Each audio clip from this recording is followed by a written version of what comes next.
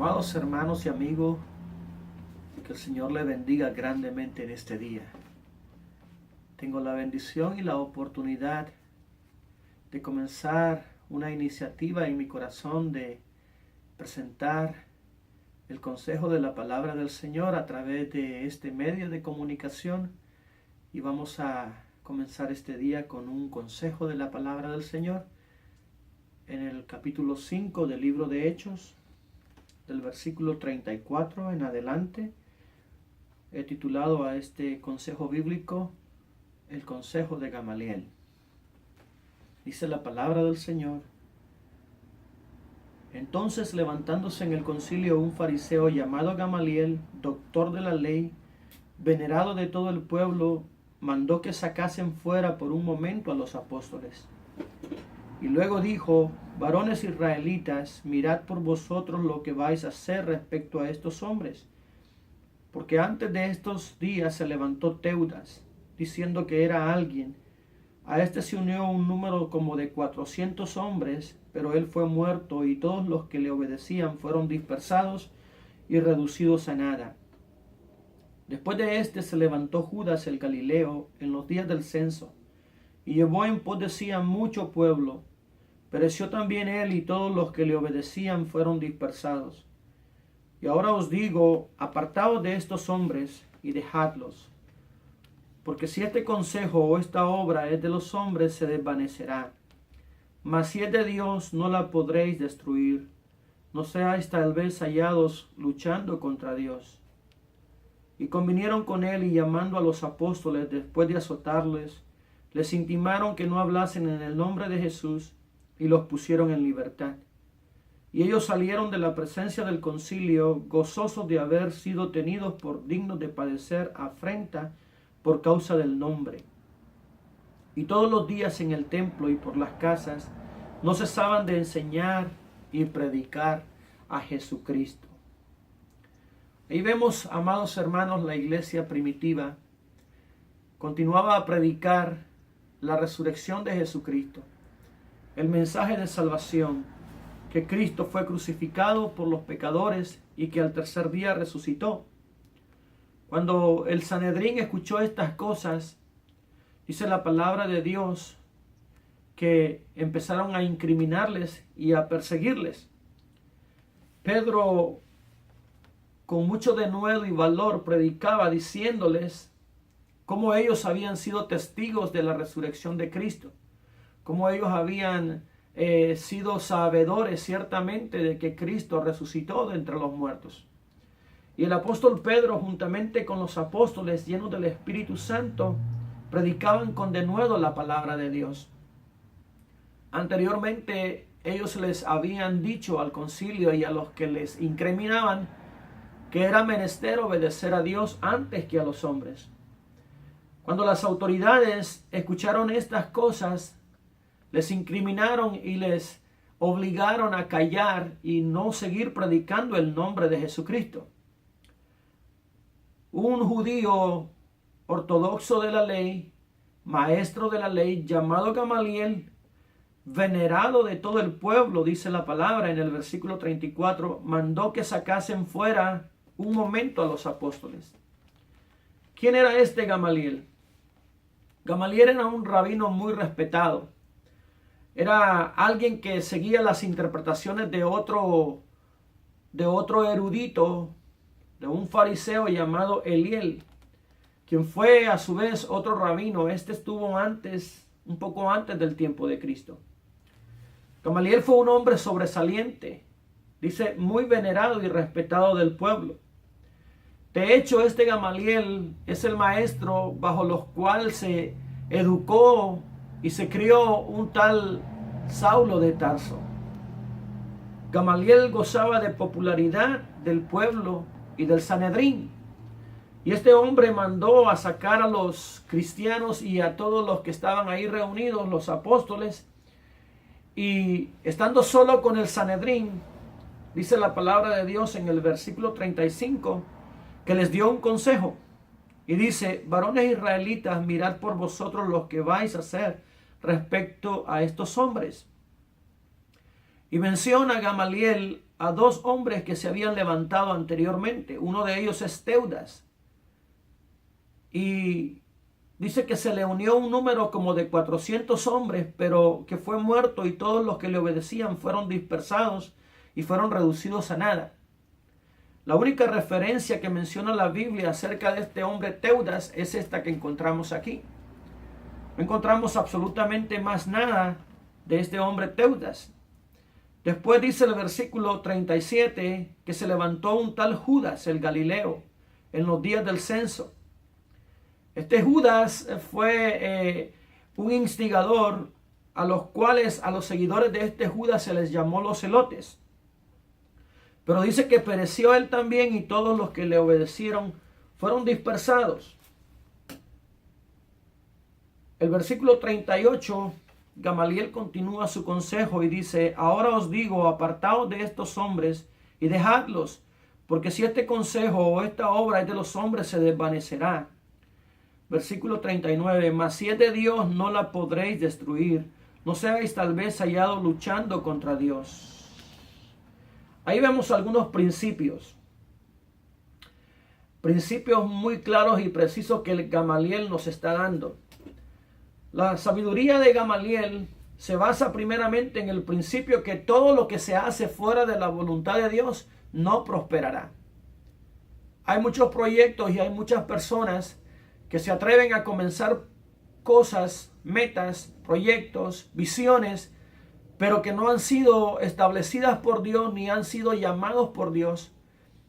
Como Teudas y como Judas, levantan proyectos, levantan misiones, pero si Dios no está en el asunto, esa obra no prosperará.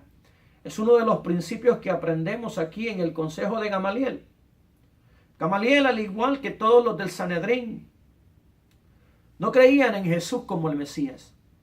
No creían que Jesús era el enviado de Dios. Eran apáticos a Jesús, eran contrarios a Jesús. Pero Gamaliel dice una gran verdad. Lo que es de Dios prosperará, amados hermanos. Lo que no es de Dios no prosperará. Y Gamaliel les dice: apártense de ellos, dejadlos, porque si este consejo o esta obra es de los hombres, se desvanecerá. Todo lo que Dios hace es eterno. Ese es el otro principio que Gamaliel dice en el versículo 39. Si es de Dios, no la podréis destruir. Si es de Dios, no la podéis destruir. No sea que os halléis luchando contra Dios. Todo lo que es de Dios prevalecerá. Su palabra dice que en Él no hay mudanza ni sombra de variación. La obra que Él empezó, Él es fiel y será fiel y poderoso para terminarla. Lo que Cristo ha comenzado en su vida, amado hermano, y en mi vida, Él es fiel y la continuará hasta el día de la redención. Bendito sea su nombre. El Sanedrín se opusieron a la predicación del Evangelio. Pero Lucas, quien es el escritor del libro de los Hechos, nos dice en este relato que aún los dirigentes de más alto nivel no tenían ocasión alguna, no tenían ninguna causa valedera, no tenían ninguna razón valedera para impedir que el Evangelio de Cristo fuera predicado, para impedir que el nombre de Jesucristo continuara predicándose. No había razón alguna para que ellos se opusieran al mensaje de salvación. Mas si es de Dios no la podréis destruir, dice Gamaliel en el versículo 39. No seáis tal vez hallados luchando contra Dios. Viene a mi mente, amados hermanos, el ejemplo de Nehemías cuando reconstruía el templo. En el capítulo 2 del libro de Nehemías vemos que Artajerjes le da la oportunidad a Nehemías para ir a Jerusalén y reconstruir la ciudad y reconstruir los muros. Lo primero que Nehemías reconstruye son las puertas. Luego continúa con el muro. Pero se levantó por ahí en el versículo 19 del capítulo 2, cuando Nehemías se propone a obedecer a Dios, se levantó un tal Sanballat, horonita, Tobías, el siervo amonita, y Gesén, el árabe. Dice la palabra de Dios que hicieron escarnio con Nehemías y con todos aquellos que edificaban el templo, diciendo: ¿qué es esto que hacéis vosotros? ¿Os rebeláis contra el rey? Y me encanta mucho, amados hermanos, la respuesta de Nehemías en el capítulo 2, versículo 20 de su libro. Dice, Nehemías le respondió, el Dios de los cielos, Él nos prosperará. Y nosotros sus siervos nos levantaremos y edificaremos, porque vosotros no tenéis parte ni derecho ni memoria en Jerusalén. Nehemías estaba convencido del propósito de Dios. Nehemías estaba seguro del mandato de Dios, que era reconstruir los muros de Jerusalén. No importa la oposición, no importa lo que se venga, no importa lo que ellos habían de enfrentar. En el capítulo 3 del libro de Nehemías, usted se da cuenta que la obra queda reconstruida, comienzan la obra y terminan, hermanos, las puertas, y vemos cómo Nehemías narra el propósito y la realización de las obras completadas por cada familia. En el capítulo 4, la obra queda semi-terminada debido a que el ánimo del pueblo hasta ahí ajustó, hasta ahí alcanzó para terminar a medias, para dejar a medio construir los muros de Jerusalén. Y la razón por la que el muro se reconstruyó hasta la mitad fue por toda la adversidad, fue por toda la increpación, fue por todos los obstáculos, fue por la oposición que encontraron. Dice el capítulo 4, versículo 6 de Nehemías, edificamos pues el muro y toda la muralla fue terminada hasta la mitad de su altura, porque el pueblo tuvo ánimo para trabajar. Pero aconteció que oyendo Sanballat y Tobías y los árabes, los amonitas y los de Asdod, que los muros de Jerusalén eran reparados, porque ya los portillos comenzaban a ser cerrados, se encolerizaron mucho y conspiraron todos para venir a atacar a Jerusalén y hacerle daño. El versículo 9 dice, entonces oramos a nuestro Dios, y por causa de ellos pusimos guarda contra ellos de día y de noche. Me gusta mucho este versículo. Hay una enseñanza profunda en él. Entonces oramos a nuestro Dios. Nehemías no se quedó con los brazos cruzados. Nehemías no dobló simple y sencillamente sus rodillas para poner la situación en las manos de Dios, sino que la segunda parte del versículo dice, así que nos levantamos por causa de ellos, pusimos guarda contra ellos de día y de noche. Oramos al Señor, pero también la respuesta de Dios fue poner guarda mientras se construía el templo. Debemos de orar al Señor, debemos de venir cuando estamos pasando oprobio, cuando estamos pasando luchas y pruebas. Tenemos que venir al Señor, tenemos que buscar la dirección de Dios, tenemos que buscar el oportuno socorro de Dios, pero inmediatamente que buscamos a Dios, ¿qué vamos a hacer nosotros? ¿Qué respuesta vamos a dar nosotros? ¿Qué vamos a hacer? ¿Qué vamos a continuar haciendo para que la respuesta de Dios se haga real en nuestras vidas? Tenemos que actuar, amados hermanos. Y Nehemías hace eso. Estos se opusieron a la construcción del muro de Jerusalén. Al igual que el Sanedrín en la cita bíblica de nuestro consejo bíblico, Hechos 5, del versículo 34 en adelante, estos hombres se opusieron. El Sanedrín se opuso a la predicación de los apóstoles. El Sanedrín se opuso, al igual que aquellos que se opusieron a Nehemías. Se opusieron a la predicación del evangelio. Se opusieron igualmente allá en Nehemías a la reconstrucción de Jerusalén. Por eso Gamaliel les dice, apártense de estos hombres, déjenlos, porque si este consejo es de los hombres se desvanecerá, pero si es de Dios no se desvanecerá. Los grandes proyectos, los grandes planes del Señor se realizarán. Así que obedezcamos al Señor, así que hagamos los preceptos, los mandatos de Dios, sirvamos fielmente al Señor y dejemos en sus manos las consecuencias, porque lo que es de Dios prevalecerá. Nunca dejará su evangelio, su iglesia avergonzada. La palabra de Dios dice que las puertas del Hades no prevalecerán contra la iglesia de Jesucristo. Siempre, amados hermanos, la obra del Señor se realizará en nuestras vidas. Como a Josué, Él nos dice, esfuérzate y sé valiente. Así como estuve con Moisés, estaré contigo. La palabra de Dios dice en Isaías 41:10, No temas porque yo estoy contigo. No desmayes porque yo soy tu Dios que te esfuerzo. Siempre te ayudaré, siempre te sustentaré con la diestra de mi justicia. Bendito el nombre del Señor. Jehová cumplirá su propósito en mí si yo cedo mi voluntad a Él. Diga, Jehová cumplirá su propósito en mí si yo cedo su voluntad, mi voluntad a Él. Gloria a Dios. Gamaliel concluye con un consejo excelente. Si esta obra es de los hombres se desvanecerá, mas si es de Dios no la podréis destruir. Qué interesante, hermanos. El tiempo ha comprobado que lo que Gamaliel dijo era real. El tiempo ha comprobado que la iglesia de Jesucristo prevalece, que el evangelio de Jesucristo permanece. Su palabra dice que su palabra no volverá vacía, que se cumplirá y hará el propósito para lo cual ha sido enviada. La iglesia de Jesucristo sigue caminando. La iglesia de Cristo sigue hacia adelante. La iglesia de Cristo sigue avanzando bajo la nube de su gloria. La iglesia de Jesucristo sigue predicando. Si hay adversidad, si hay confrontación, si hay luchas, si hay pruebas, si estamos pasando por fuego, no te preocupes, amado hermano, porque la iglesia de Cristo prevalecerá. El evangelio de Jesucristo permanecerá. Veamos lo que resuelve el Sanedrín al consejo de Gamaliel, versículo 40.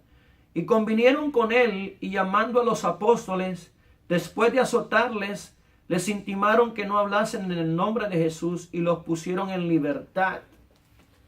Hay algo que no cuadra, hay algo que no está bien.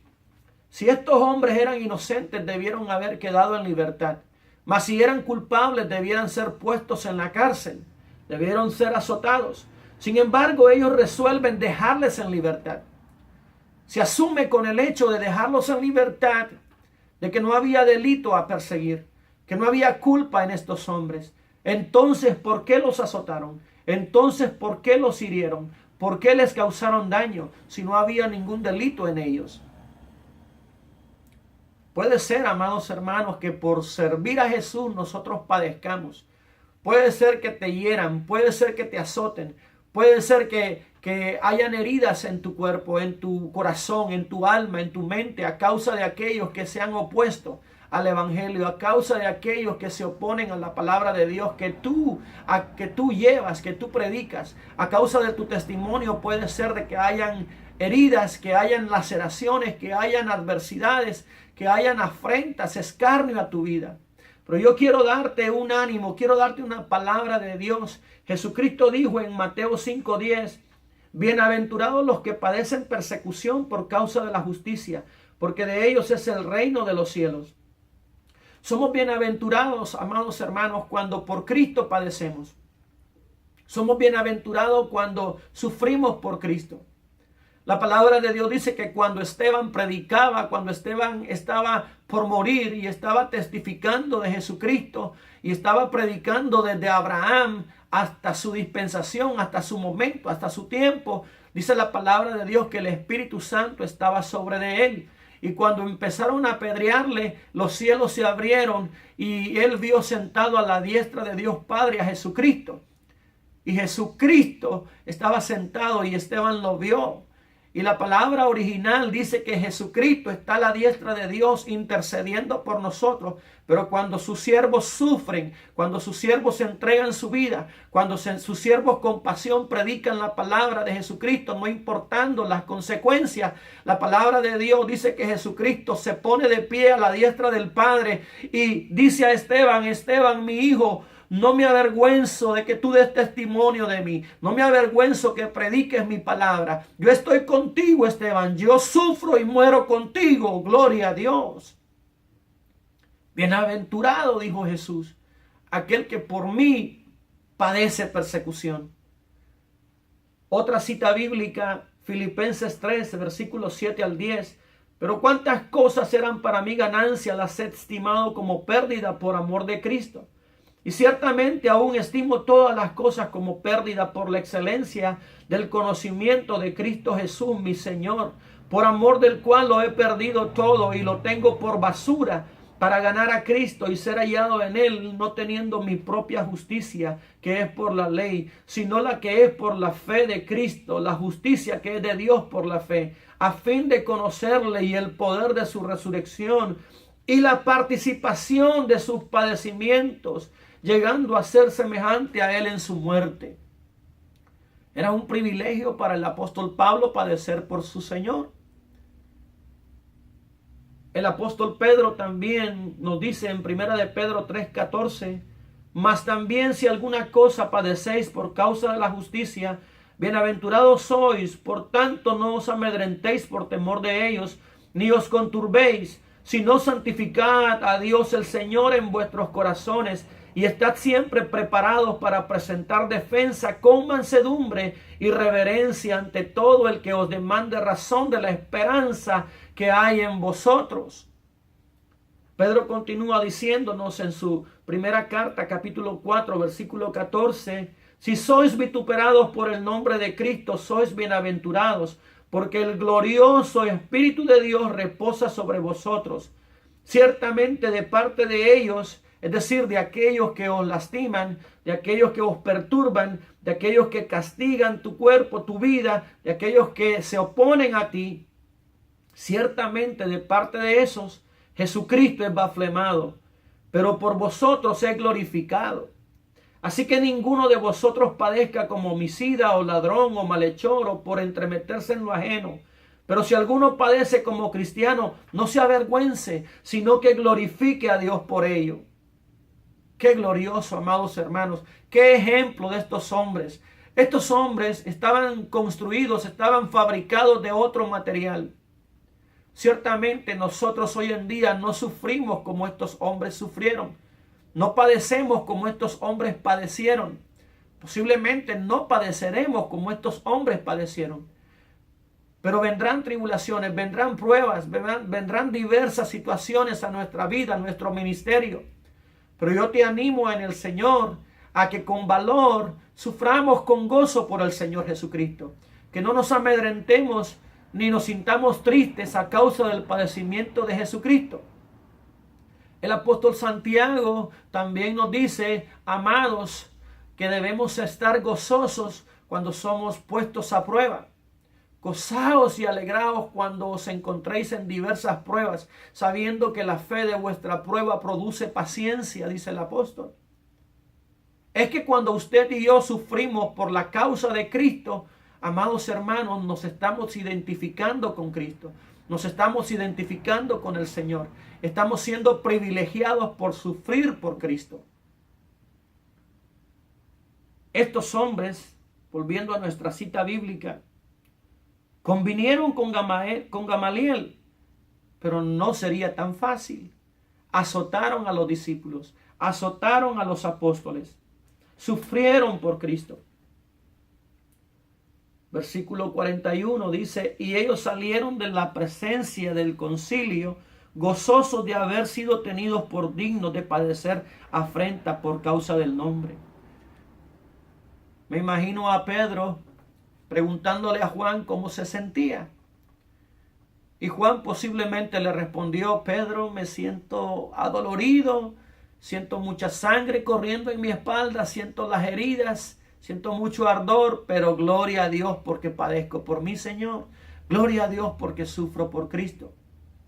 Qué gran ejemplo para nosotros, amado hermano.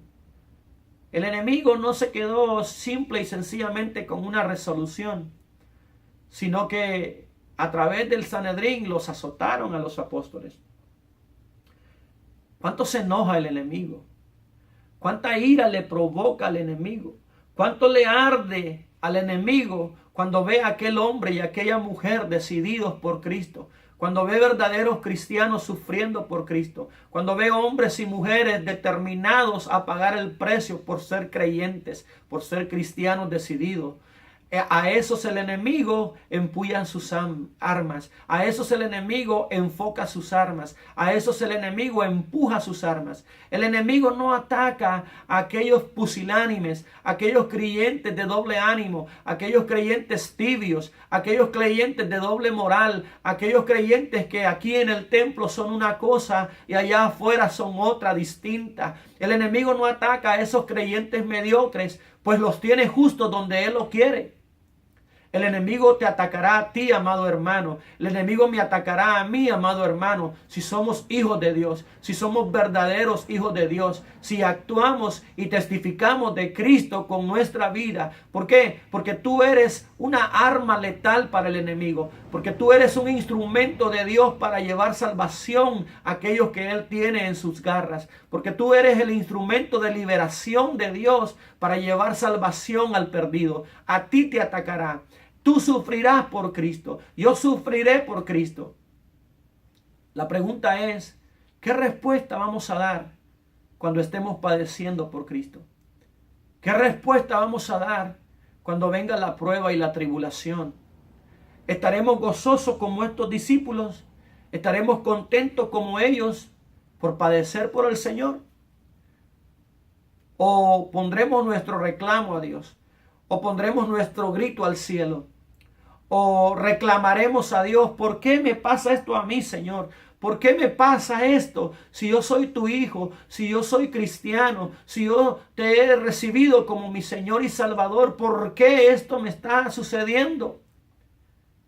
Oh, amados hermanos, se nos ha enseñado a muchos que la vida cristiana es fácil, que la vida cristiana es color de rosa, que la vida cristiana es todo en bandeja de plata, cuando no es así, amados hermanos.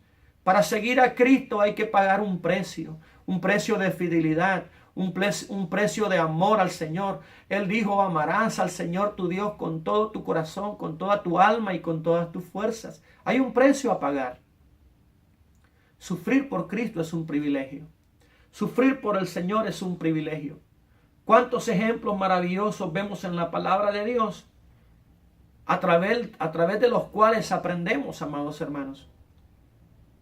Dice Jesucristo que debemos de sentirnos gozosos, bienaventurados, cuando por su causa padecemos. Concluyo con el versículo 42. Y todos los días en el templo y por las casas no cesaban de enseñar y predicar a Jesucristo. Después de haber sido azotados, después de haber sido heridos, ellos no se callaron. Ellos no se cruzaron de brazos, ni tampoco huyeron.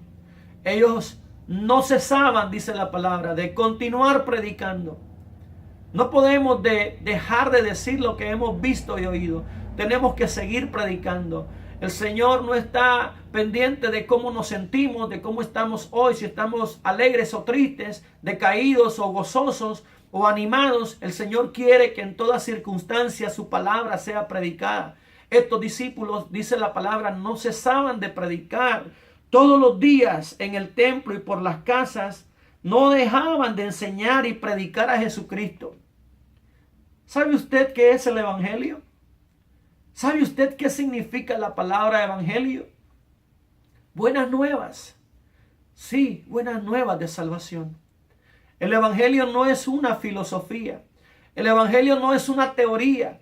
El evangelio no es una invención humana. El evangelio no es un pensamiento humano. El evangelio tampoco son normas morales de conducta. El evangelio es Cristo Jesús. Cristo Jesús, la persona de Cristo Jesús, Él es el evangelio. A Él tenemos que predicar, a Él tenemos que llevar al mundo perdido. En ningún otro hay salvación, porque no hay otro nombre bajo el cielo dado a los hombres en quien podamos ser salvos. Los discípulos no cesaban de enseñar y predicar a Jesucristo. Jesucristo es el evangelio. Él no vino a esta tierra para que hubiera un evangelio. Él es el evangelio. Él no vino a esta tierra para que hubiera luz. Él es la luz. Él no vino a esta tierra para que hubiera un camino. Él es el camino. Él es la verdad y Él es la vida. Si esta obra es de los hombres, se desvanecerá. Pero si esta obra es de Dios, no la podréis destruir. Ciertamente, amados hermanos, el Señor está haciendo una obra preciosa en tu vida. Está haciendo una obra preciosa en mi vida. Y su palabra dice que Él es fiel y Él la terminará. El Espíritu Santo ha sido enviado para guiarnos a toda verdad y a toda justicia. Y Él estará con nosotros hasta el fin del mundo. Él no nos dejará si nosotros cedemos nuestra voluntad a Él. Él perfeccionará la obra que comenzó en nosotros hasta el día de la redención. Mientras estamos en esta vida, enfrentaremos pruebas, dificultades y luchas, pero yo te animo a sufrir con valor y amar al Señor con determinación. Que nada ni nadie te baje la moral, te baje el impulso y haga decaer tu fe, sino por el contrario, que cada prueba que nosotros pasamos, entendamos que Dios está perfeccionando en nosotros su carácter, su voluntad, su obra perfecta. Oremos al Señor. Padre maravilloso y buen Dios, te damos gracias, Señor, por estos ejemplos de valentía, de valor, de coraje, Padre Santo, que tú nos has dejado en tu santa palabra.